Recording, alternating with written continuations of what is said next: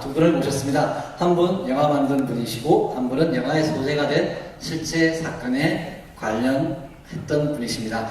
먼저 실제 제보자를 돕고 진실을 밝히는 데 참여했던 분입니다. 김병수 시민과학센터 부소장님을 모시겠습니다. 큰 박수 한번 부탁드리겠습니다.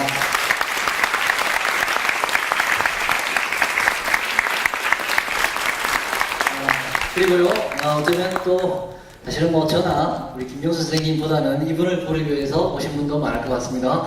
예, 영화를 만든 분입니다. 우리 생애 최고의 순간, 우생순, 그리고 와이키키 브라더스 등의 좋은 작품들 매번 만들고 계십니다. 임순례 감독님을 모시겠습니다. 큰 박수 부탁드립니다.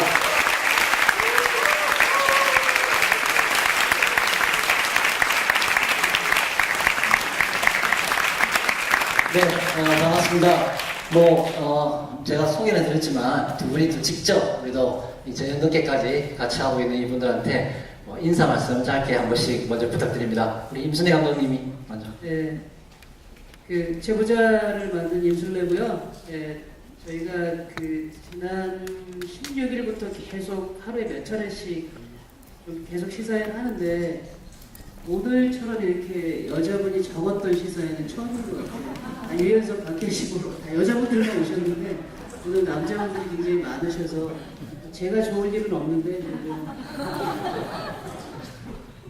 배우 없어도 시사회 될 수 있다. 만들어 보겠습니다. 다음 우리 김병수 선생님인데요. 제가 소개해 드릴 것보다는 스스로 좀 본인 소개도 조금 더 덧붙여서 인사해 주시면 고맙겠습니다.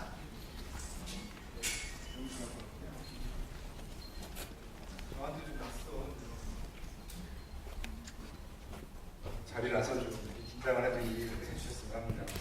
저는 그 참여연대 시민과학센터 간사였고요. 황호석 사태 당시에는 제보자 보호 그리고 비대주적팀의 기술적 지원 그리고 14개 시민단체가 이제 공동 행동을 했었는데 거기 관여를 했었습니다.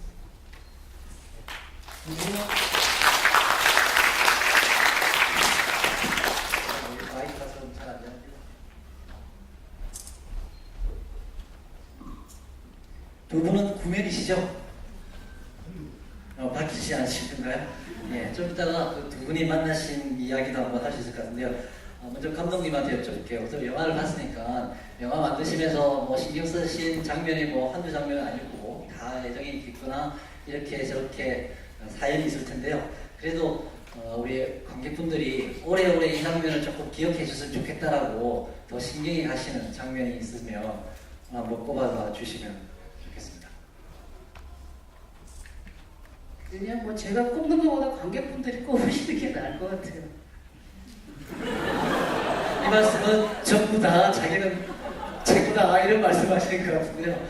예. 그래도 뭐 영화라는 게 다 이렇게 만든 사람의 생각과 다르게 그 같이 전달되는 것도 어떤 만드는 사람으로서 쾌감이 있는데 사실은 전혀 생각지 않았는데 특히 이제 이렇게 시사회 하고 나면 이게 놀라운 게 항상 영화 때마다 저는 전혀 털끝나는 치도 생각하지 않은데 관객분들이 의미를 부여하시는 게 굉장히 많아요. 예를 들면 제가 이제 맨 마지막에 박혜일 씨가 뭐 이렇게 제보 또 다른 제보를 받는 장면이 있잖아요. 전혀 의도하지 않았는데 속편을 염두에 두고 하시는 거라든지 속편은 광우병인가요? 기대됩니다. 속편. 아니면 그 저기 중간에 보면 이제 뭐 막 사건이 클라이막스에 그 그럴 때 이제 대중들이 뭐 전광판이라든지 TV 화면을 통해서 이제 여러 대중들이 보시는 장면이 있잖아요. 그 중에 이제 KTX 역사에서 아니 나라가 이렇게 어려운데 왜 뭐 이렇게 박사님 괴롭혀 이러니까 앉아 계시는 어떤 분 대사가 전라도 사투리가 있었어요. 그래서 왜 그런 호남 사투리로 한 정치적인 의도가 뭐냐. 그래서 참 영화라는 게 만들면 만들수록 재밌는 그런 매체인 것 같아서요. 그냥 저 개인적으로는 뭐 특별히 의미가 가고 뭐 이렇게 좀 더 신경을 썼던 장면이 많이 있지만 또 관객분들이 다 다르게 생각하실 거기 때문에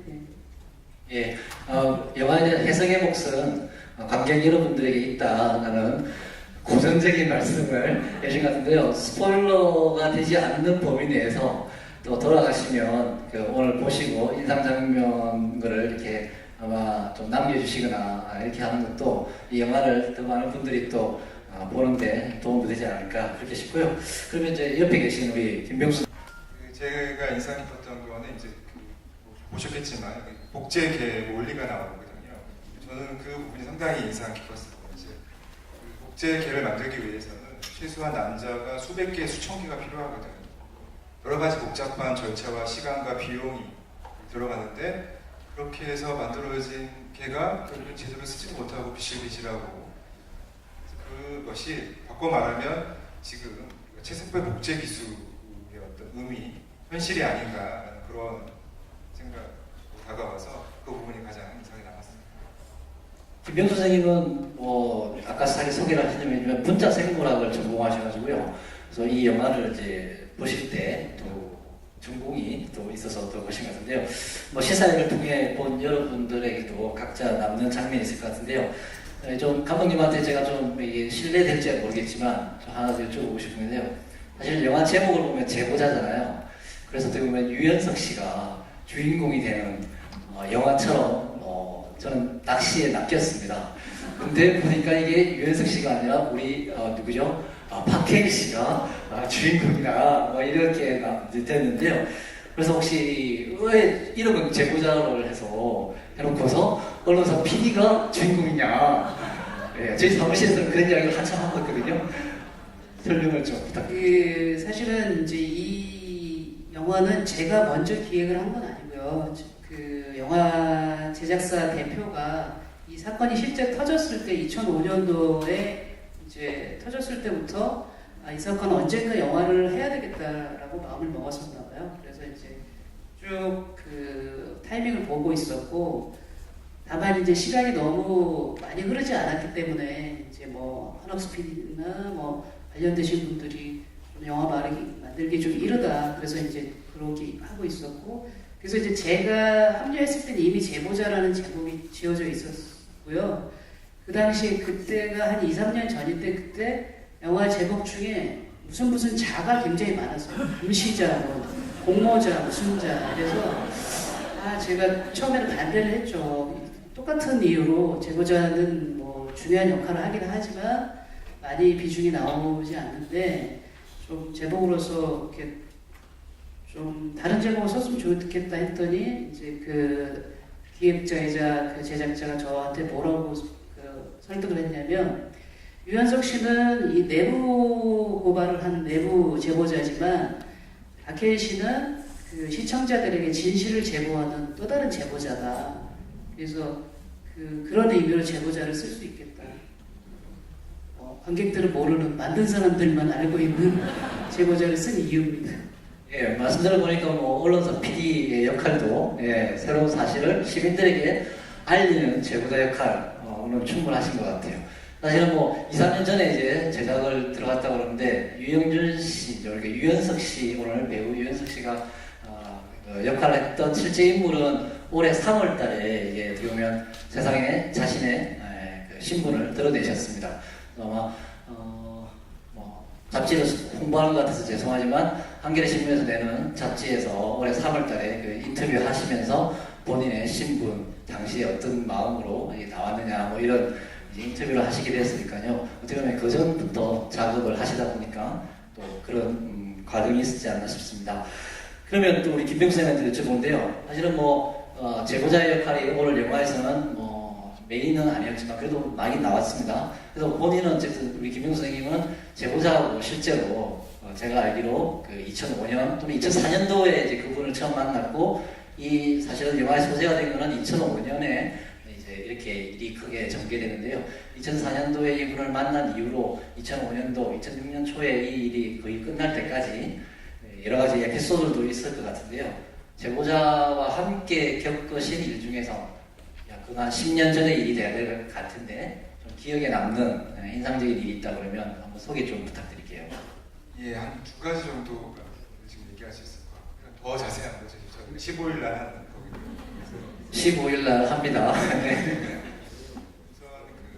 우선 우선 이제 사건이 막 진행되고 있을 때 영화에도 비슷한 장면이 나오는데요. 제보자의 집에 누군가가 들어와서 흔적을 남기고 가게 됩니다.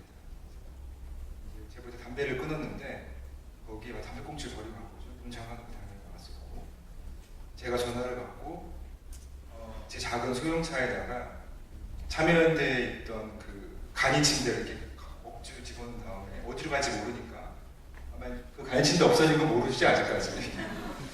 기쁨이 하나 없어졌는 거 이제 알았습니다. 그래서 이제 제보자 집에 가서 제보자를 태우고, 그때 저녁쯤이었는데 딱 막상 태우고 딱 아파트 잔지를 나섰는데 갈 데가 없는 거예요. 그래서 와, 이거 어디를 가야 우리가 안전한 건가, 땅거미가 내리는 그런 상황이었는데, 그래서 서울 시내를 한 바퀴 이렇게 도는 상당히 이제 우울하고 잡잡했죠. 그러다가 이제 처음에는 광화문에 있는 오피스텔에서 하루를 묵게 하고 전 집에 왔는데 너무 불안해서 안 되겠다 싶어서 이제 그 다음에는 저희 집에서 이제 한동안 머물렀었는데, 제가 이제 밤에 가끔 잠 깨서 나가보면 누가 계속 어슬러 버리는 것 같고, 그래서 아, 여기도 좀 우리 집도 아닌 것 같다라고 생각이 돼서 집 근처에 조금 더 안전하게 생각되는 곳에서 이제 장기간 이제 머무르게 되는 그 일이 있었는데, 이제 그게 기억에 남고요.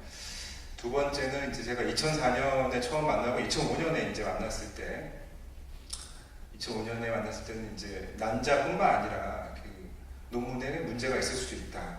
그래서 실제로 줄기세포가 없을 수도 있겠다라는 얘기를 듣고 또 자료도 받고 이렇게 이제 얘기를 나누고 바깥으로 나오는데, 사실 그때 제가 정말 충격적이었던 거는 줄기세포가 없을 수도 있다 이런 것이 아니고, 왜냐하면 그 저희 단체 같은 경우에는 이제 99년부터 황우석 박사를 추적하거나 비판하거나 이랬기 때문에 실제로 그 이전에 논문이 전혀 없었다는 걸 잘 알고 있었고, 그리고 그 당시 한국 사회는 처음이었지만 사실 좋은 저널에서도 논문에 문제가 있어서 철회가 되는, 그러니까 취소가 되는 경우가 종종 있었거든요. 그래서 뭐 그럴 수도 있을 것 같다.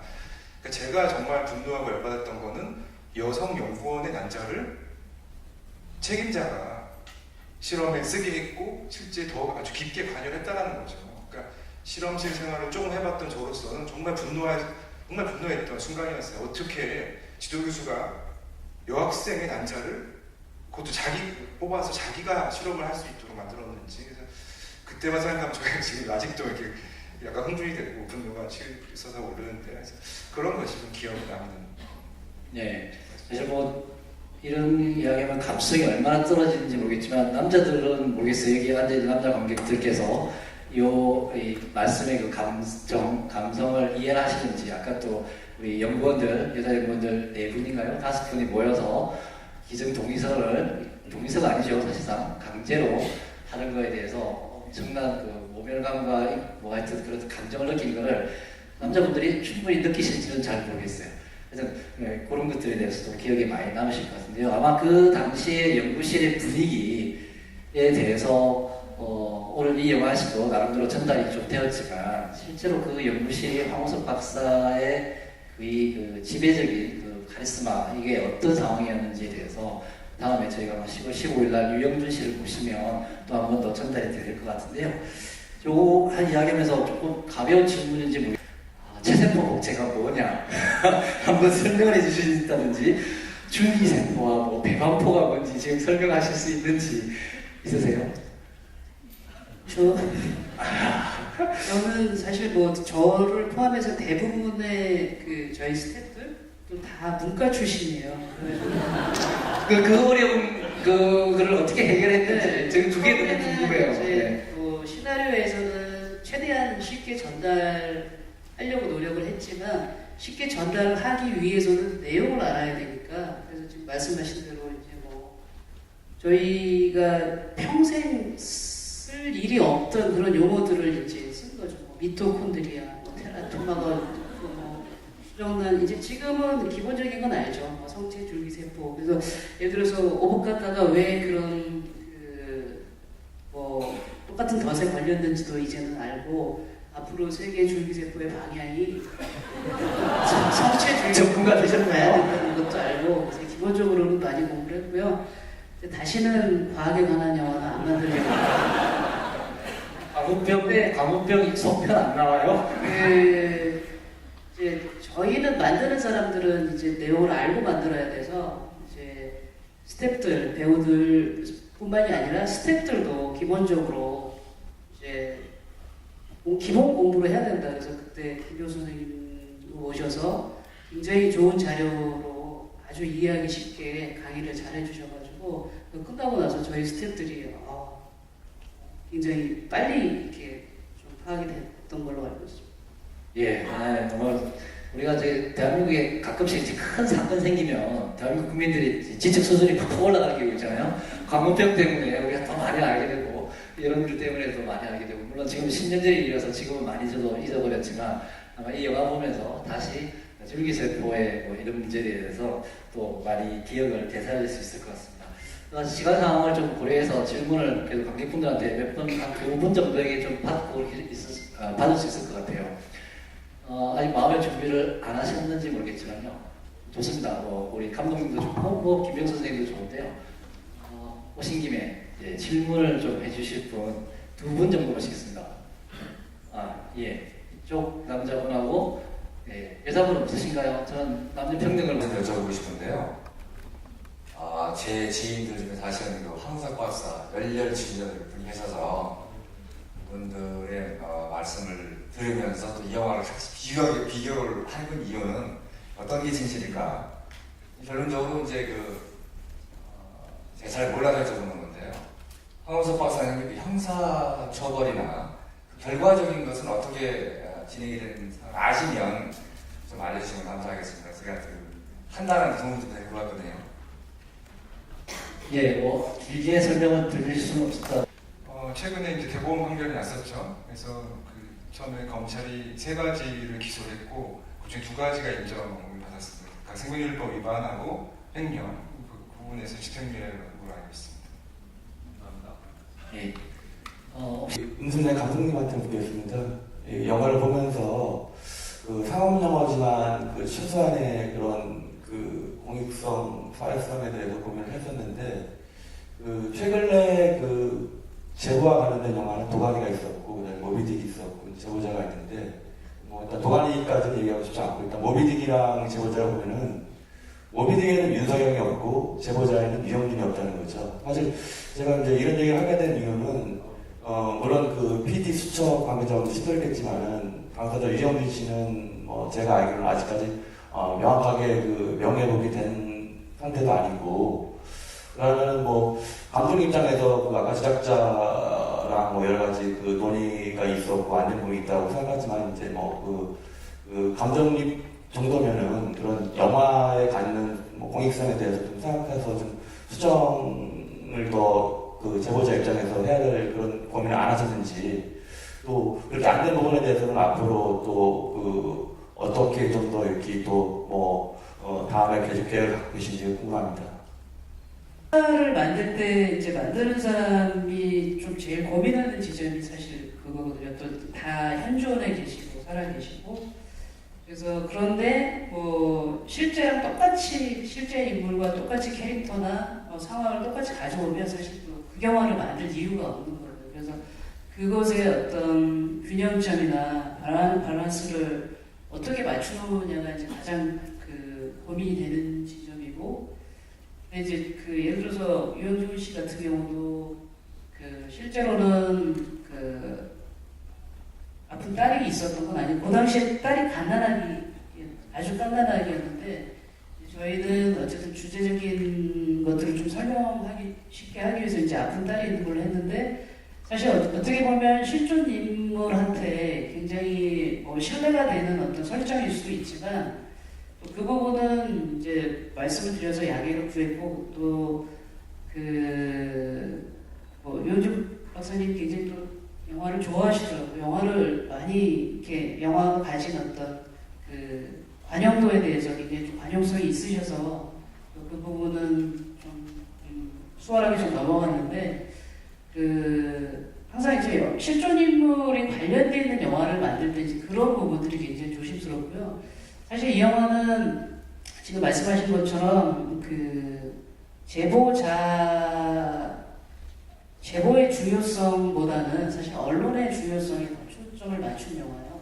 영화는 포커스를 어디에 두느냐에 따라서 굉장히 다양한 형태의 영화가 나올 수 있는데, 제가 관심을 가졌고 또 원래 제작 의도는 물론 제보자의 어떤 용기 있는 제보가 있었기 때문에 그 보도도 시작이 됐고 엄청난 그 진실이 밝혀지는 첫 출발은 제보자지만, 사실은 어떤 그게 흐름의 큰 줄기는 언론인이었기 때문에 그래서 오늘 저한테는 사실은 그 굉장히 좀 뜻깊은 자리라고 생각을 하는데, 사실 영화가 상영된 이후에 그것이 현실적으로 이제 그 반영이 되는 경우가 많이 있지 않습니까? 그래서 최근에 엊그제 판결이 났지만, 사실 그 불임 사건 판결도 사실 변호인하고 완전히 무관하다라고 할 수는 없을 것 같고요. 도가니법도 제정이 됐고, 외국의 경우지만 다르덴 형제라는 굉장히 유명한 감독님들이 계시는데, 또 그분들이 그 로제타법이라는 동명의 영화법이 만들어졌고, 그래서 영화가 가진 그 어떤 대중적인 상업적인 그런 관객들하고 공감하는 부분 말고 현실적으로 어떤 것들을 변화를 이끌어낼 수 있고, 그래서 여기 지금 이제 공익 제보에 관련된 법들이 좀 예정되는 데 있어서 이 영화가 조금이라도 그 도움이 됐으면 좋겠다라는 생각 하에 이제 저도 오늘 이 자리에 참석을 했고, 영화가 그 제보의 어떤 중요성을 알리기 위해서 출발한 영화는 아니지만, 그 결과적으로 그런 쪽에 좀 도움이 될 수 있었으면 좋겠습니다. 그런 분도 아셨거든요. 예. 네, 그거는 또 다른. 사실 하나의 작품으로 여러 가지 메시지를 동시에 전달하는 것은 또 쉬운 일은 아니겠죠. 아마 우리 제작자분들하고 감독님이 조금 더 집중하셨다는 점이 있고, 또 이 영화에서 우리 관객들이 더 뽑아낼 수 있는, 더 생각이 길게 될 수 있는 게 있을 것 같은데요. 저도 그렇게 생각되거든요. 이 영화에 사실은 박해일 씨가 보냈던 그 PD에 선임했던 최성호 PD께서 이 영화를 시사를 보시고 나서 페이스북에 서신 걸 보면, 그때는 그래도 이렇게 제보를 받아서 PD 수첩 같은 언론이 문제 제기하면 학자들이 그걸 검증을 해주고 그게 다시 진실이 밝혀지고 이런 시대였는데, 요즘은 언론들이 사실은 검증도 제보도 잘 안 하는 언론들도 많고, 폭로를 잘 하지 않는 언론도 많고 해서 언론이 제보를 받아서 그걸 공론화시켜도 양심 있는 학자들이 또 그걸 도와주거나 검증하지 않는 사회가 되었다, 이런 아쉬움을 10년에 지났던 걸 이렇게 하시면서 페이북에 쓰신 걸 보면서, 언론도 사실은 새로운 문제, 우리 사회의 어두운 면을 드러내는 그런 기능을 잘 해야 되는데 요즘은 어떨까, 이런 영화가 또 생각해 주게 하는 것 같고요. 또 공익 제보자라는 부분에 대해서는 우리 관객님께서도 질문해서 그 부분이 앞으로도 강조됐으면 좋겠다 했는데, 이런 영화를 보면서 이런 영화의 소재가 되었던 데는 공익 제보자가 있었고, 이 사람들은 요즘 어떻게 살고 있을까 생각해보는 하나의 또 단초가 분명히 될 거라고 생각되는데요. 우리 관객분들이 그 점은 조금 더 신경만 써주시면 좋겠다라는 부탁 말씀 꼭 드리겠습니다. 때문에 만났고, 2005년도부터는 이제 증거 논문 자체의 조작 문제 다루고 막 그러셨는데요. 제보자하고 만나면서 하면서 제 또 신경 써졌던 부분은 뭔지, 이런 부분에 대해서 좀 말씀 좀 해주시죠. 예, 아무래도 오늘 이제 참여연대 주최 시사회도 하다 보니까 제보자 보호에 대해서 관련해서 제가 말씀을 드리면, 주로 제가 신경 썼던 거는 제보자 보호, 그 다음에 보안의 문제였죠. 이런 것들이 외부로 유출되지 않고 제보자를 보호할 수 있는 방법이 뭘까 이런 거였고, 또 기본적으로 제보자는 최근까지도, 제가 처음 만난 2004년부터 최근까지도 자기 자신이 공개되는 거를 결코 바라지 않았습니다. 항상 뒤에 있고 싶어 했었고, 기본적으로 이제 그런 거를 깔고요. 두 가지 큰 얘기를 이제 한국 사회에서 제보자 보호가 얼마나 어려운 건지 두 가지 얘기를 하면, 첫 번째는 그 사태가 진행되는 중간에 저희가 그 청와대 관계자를 만나게 됩니다. 이제 참여연대가 여러 형태의 이제 압력이나 이제 동향 파악이 있었지만, 아무튼 이제 그 결정하는 이제 그런 거였는데 저희가 뭐 하고 있다는 걸 알고 이제 접촉을 요구를 했고 그래서 만나서 저희가 이제 두 가지를 요구를 했거든요. 첫 번째는 제보자를 건드려서는 안 된다. 그러니까 제보자에 이렇게 불이익이 가서는 안 된다는 것하고 두 번째는 사실 줄기세포 진위 문제가 어떻게 보면 굉장히 간단한 거다. 그러니까 세포와 그다음에 체세포를 받아서 분석만 해보면 한 이틀 정도면 충분히 결과를 알 수 있는 거기 때문에 더 이상 사회적 혼란을 놔두지 말고 정부가 알아서 적극적으로 해결해야 된다라고 요구를 했습니다. 물론 두 가지 다 지켜지지 않았죠. 정부는 이제 거부한 거고요. 그리고 두 번째는 영화랑 좀 상당히 다른 부분인데 실제로 그 피주처침이 취재윤리 위반 문제가 터지면서 상당히 큰 위기에 봉착하게 됩니다. 그러니까 당시에 YTN이 이제 보도를 하게 되고 밤에는 MBC에서 사과 방송까지 하고 피주처 잠정 중단이 되고 이런 상황일 때 사실은 피주처팀은 제보자를 공개하려고 했습니다.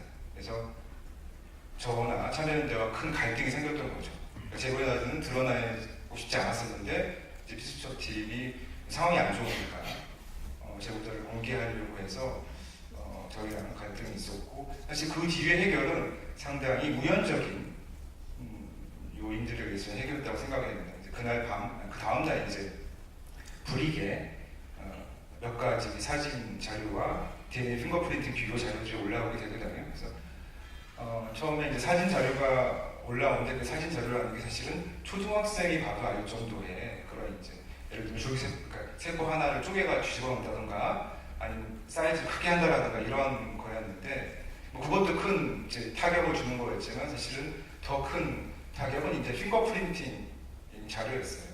그래서 그 핑거프린팅 자료가 올라오니까 과학계가 이제 이거는 사진은 왜냐하면 사진 같은 경우는 종종 실수하는 경우가 있거든요. 그래서 유명한 저널들에서도 뭐 사진 에러 수정을 하고 이런 경우가 있는데 거기에 더해서 핑거프린팅 자료까지 조작했다는 건 이제 과학계가 이제 웅성웅성하고 되돌릴 수 없는 방향으로 가게 된 거죠. 또 그 과정에서 이제 뭐 프레시아의 강현무 기자라든가 이런 기자들이 그 내용을 적극적으로 외부에 알린 거죠. 왜냐하면 불이익 생물학정보센터라는 건 약간 이제 일반인들이 생소했던 그런 사이트였기 때문에 그 안에 내용들을 이제 바꾸고 알리게 되고 알리는 역할을 하게 되고 아무튼 그런 여러 가지 이제 여러 행위자들에 의해서 사실은 그 위기가 이제 넘어가게 된 거죠. 그래서 이 두 가지 청와대의 접촉이나 피주처과 참여연대의 갈등 이런 걸 보면서 어떤 생각이 들었냐면 그래도 한국 사회에서 제보자 보호에 역량이 있고 활동을 하는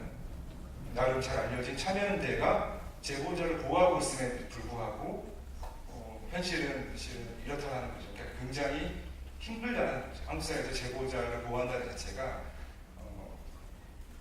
쉽지 않다라는 것을 사실 그 두 가지 사례로서 저는 느꼈다고 생각을 합니다. 예. 참여연대 이름을 너무 많이 거론해서 제가 얼굴이 좀 뜨거워졌는데요.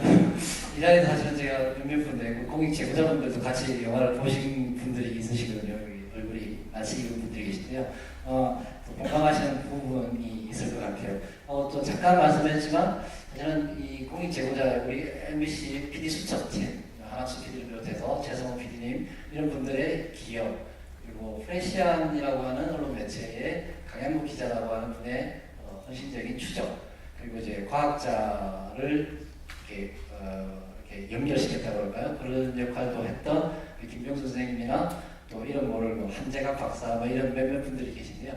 이런 여러분들의 사실은 도움 속에 제보자가 용기 있게 냈던 목소리가 묻히지 않고 계속 퍼져나갔던 그런 10년 전의 스토리에 대해서 관심 한번 가주시면 좋겠는데요.